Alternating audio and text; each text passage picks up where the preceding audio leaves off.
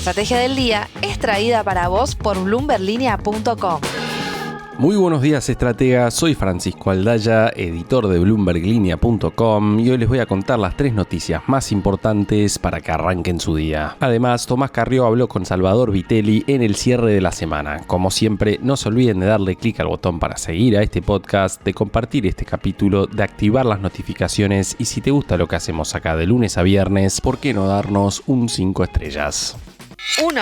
Fue un 2024 realmente extraordinario para la bolsa argentina, con subas que se acercaron al 300% en el caso de los bancos y una voladura de 120% en dólares para el S&P Merval. Es cierto, subieron desde cotizaciones prácticamente irrisorias y por eso los porcentajes de los que estamos hablando. Pero aún así, los expertos que consultamos en Bloomberg Línea están recomendando ser selectivos con las acciones argentinas en el 2025, priorizando sobre todo a empresas que paguen dividendos. El sector bancario lidera en esa estrategia y no es menor el hecho de que el crédito al sector privado esté en niveles bajísimos todavía frente al resto de la región. En ese sentido, cabe destacar que el BBVA Argentina entregó un yield del 10% en los últimos 12 meses, aunque hay que aclarar que eso incluye dividendos extraordinarios que difícilmente se repitan. ¿De qué estamos hablando acá? Del rendimiento que obtuvieron los accionistas en dividendos en relación al precio de la acción. Siguiendo con los bancos, le siguen al BBVA el Banco Macro con 7% y el Grupo Financiero Galicia con 4%. En el segmento industrial, Loma Negra se destaca con un 6%, mientras que IRSA y Cresud consolidaron su posición como pagadoras regulares con 8 y 13% respectivamente. Las empresas de servicios públicos como Transener, TGS y Central Puerto mantienen yields cercanos al 7%, aunque esperan definiciones tarifarias en la primera mitad del 2025 para establecer nuevas políticas más claras. Los analistas de Balance Capital sugieren que es posible armar una cartera con rendimientos de entre el 5 y el 7% anual en dólares y para el 2025 recomiendan especialmente al sector de materiales con Aluar y Ternium como opciones destacadas por su cobertura cambiaria natural. Y por último, las distribuidoras de gas también prometen buenos retornos beneficiadas por la normalización tarifaria y balances sólidos sin demasiada deuda. 2. Argentina registró en 2024 69 operaciones de fusiones y adquisiciones por un total de $10.600 millones, lo que representa un salto del 1000% respecto a 2023. En base a la información que relevó Bloomberg News, la compra más destacada fue la de Arcadium Lithium por Río Tinto, que acaparó la mayor parte del monto total con $6.600 millones. Fue seguida por adquisiciones como la de HSBC por Grupo Financiero Galicia, más la venta de activos convencionales de YPF. Pensando en el 2025, el foco va a estar claramente puesto sobre el RII, que ofrece estabilidad fiscal, aduanera y cambiaria por 30 años para inversiones de $200 millones o más. Y sigue habiendo noticias acá, con Toto Caputo recientemente confirmando que PCR y Asindar efectivamente van a entrar al RII para invertir $255 millones en un parque eólico en Olavarría. La minería también domina el interés inversor, con 4 de los primeros 10 proyectos inscriptos en el RII perteneciendo a un sector que mantiene su atractivo pese a la caída en el precio del litio. Recordemos que también hay en la vuelta mucho proyecto de cobre. Por otro lado, el gobierno también impulsa el establecimiento de un hub tecnológico en inteligencia artificial, aprovechando el crecimiento de la economía del conocimiento, que ya exporta cerca de $10.000 millones por año. ¿Habrá un récord absoluto de inversiones anunciadas en 2025?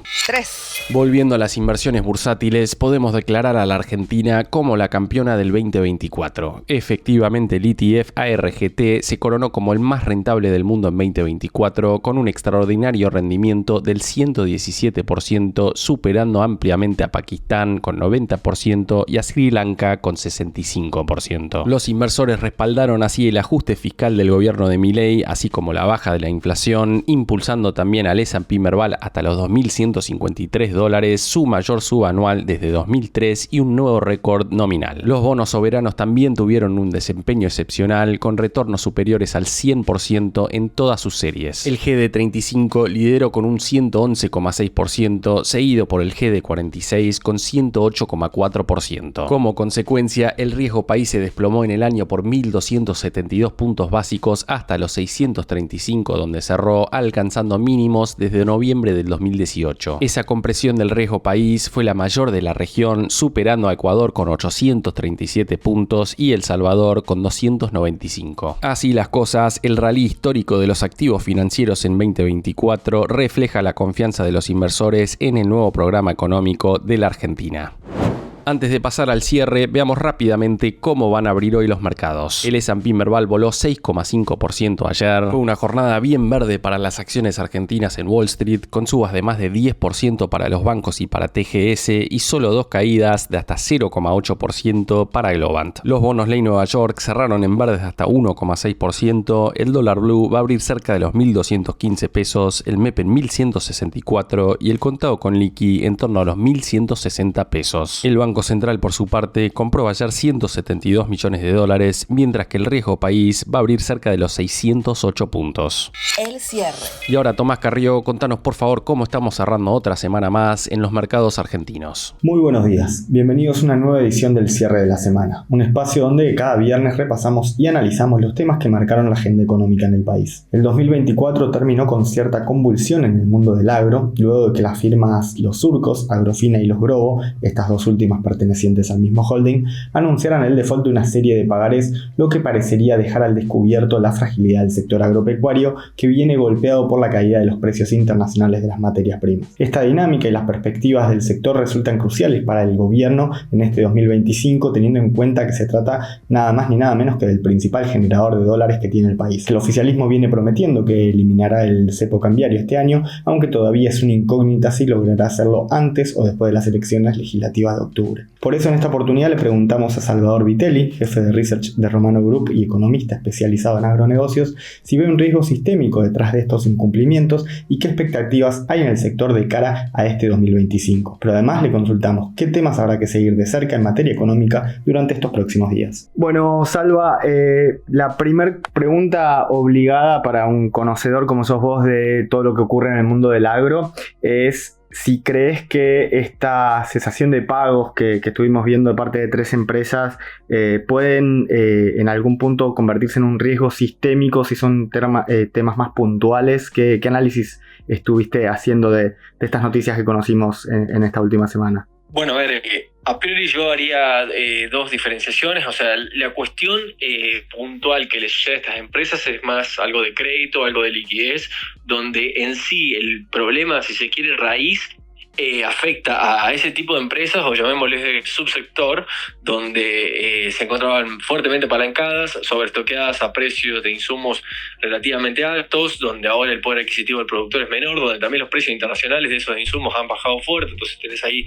un costo implícito bastante alto, y además haber hecho colocaciones de deuda en el año anterior, donde se financiaban a tasas negativas, incluso llegaron a ser muy negativas, y ahora, bueno, el panorama es de 180 grados en lo que es de cambio, es decir, tenés tasas en dólares muy positivas, donde el roleo de esa deuda se pone cuesta arriba, donde, como comentaba, esos precios de insumos han bajado fuerte, y además un productor que está algo más rezagado en términos de compras, no solamente por un sobreestoqueo que tuvo el año pasado, que era porque compraba insumos como método de utilización a dólar oficial, sino también por una menor poder adquisitivo. Ahora, eso es, si se quiere, la raíz del problema, un poco lo particular de estas empresas. Ahora, ¿cómo puede afectar a todo el sector?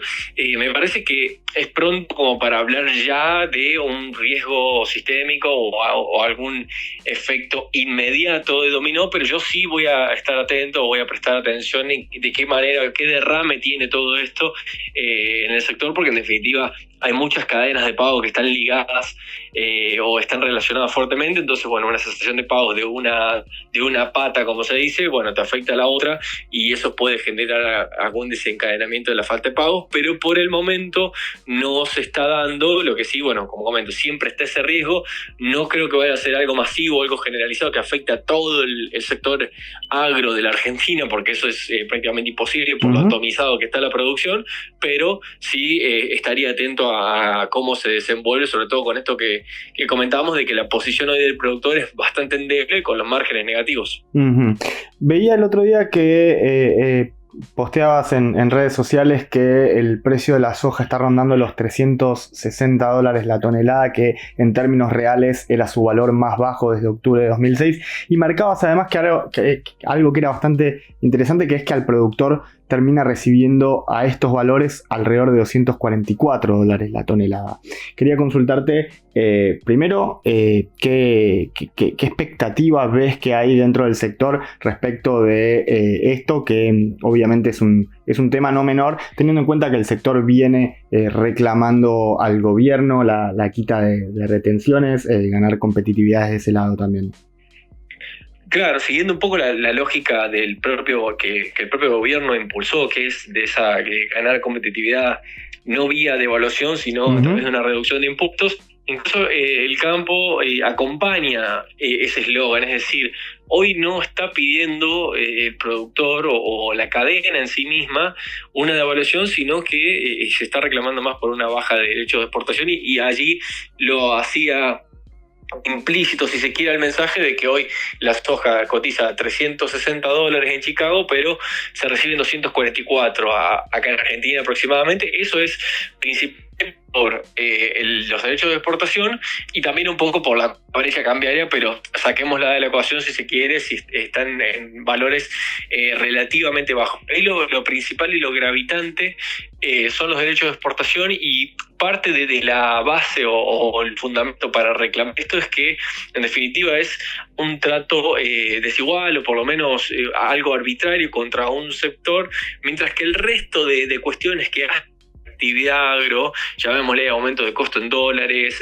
la apreciación cambiaria, la brecha cambiaria, incluso afectan a toda la economía en su conjunto. Entonces, lo que se está batallando es por cuestiones más bien arbitrarias que afectan a ese sector y que hoy te están quitando rentabilidad, y como te comentaba, o sea, un planteo hoy a los valores actuales de soja para cosechar ahora en abril, mayo del año que viene, te da negativo en campo helado. ¿Qué quiere decir? De que si no tenés campo propio, vas a producir para perder dinero, básicamente, porque muy influenciado por los derechos de exportación, como sea. Entonces, venimos de una situación endeble donde ya cambió drásticamente el negocio, si se quiere, donde antes había fuertes perspectivas devaluatorias, de descalabros cambiarios y demás, ahora donde miramos otra cuestión, y bueno, parte de ese juego es el pedido de la quita de derechos de exportación en un contexto de precios internacionales muy bajos, que en definitiva, aún con China en recesión y con baja demanda y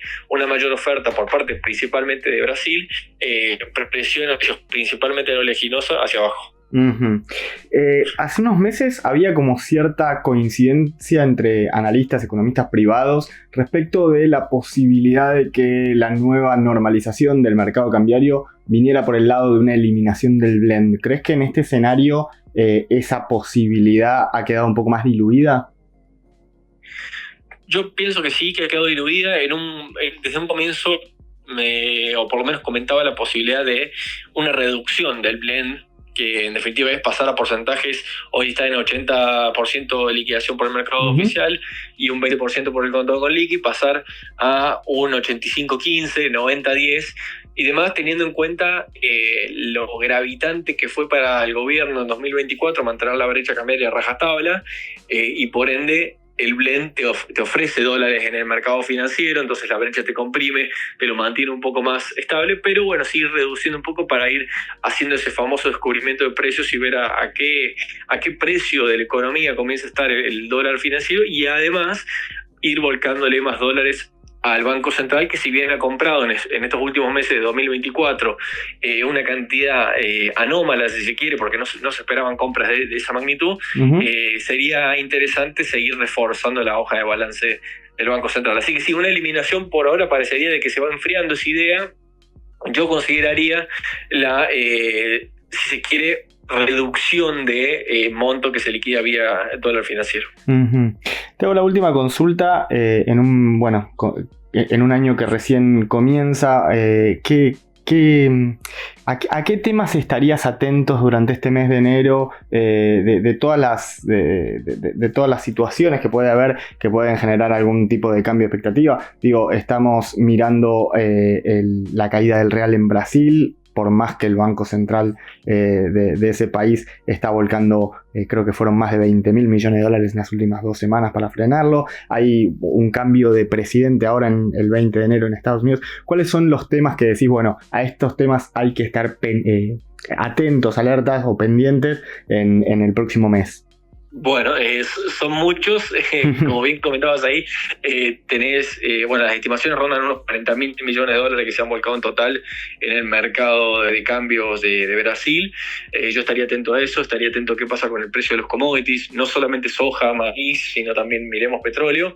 Estaría atento a qué pasa en la cuestión política de Estados Unidos, que no tiene de quedar claro de qué rumbo o qué va a tomar la nueva presidencia de Trump. Y yéndonos más para lo local, lo que estaría atento son las cuestiones de compras del Banco Central en enero, que pueden llegar a mermar un poco. ¿Qué sucede con la brecha cambiaria, que se había despertado un poco? Hoy está retrocediendo algo a comienzos de 2025. Y todo lo que refiere a la volatilidad en los mercados de futuros, que en definitiva hoy, bajo ese esquema de tasas de futuros y tasas en pesos, hoy también te permite una posición más holgada del Banco Central para poder comprar, porque las tasas de ROFEX están por debajo de la tasa en pesos. Entonces, me quedaría con una imagen, si se quiere, sistémica o global de tasa de ROFEX, tasa en pesos, tasa del crawling, a ver qué hace si el gobierno comienza a reducir el ritmo de devaluación o no, que en definitiva eso va a dar un buen pantallazo, por lo menos en las próximas semanas, de cómo va a ser el devenir de esto, sumado al pago de cupones y amortizaciones que tenemos ahora de los bonos soberanos, que es un flujo de unos 4.500 millones de dólares, de los cuales prácticamente la mitad se queda en Argentina. Y que bueno, hay que ver de qué reinversión se puede llegar a dar en este tipo de títulos, que estimamos de que va a haber algo de reinversión, considerando el perfil agresivo del gobierno en cuanto a el superávit fiscal y demás. La frase del día.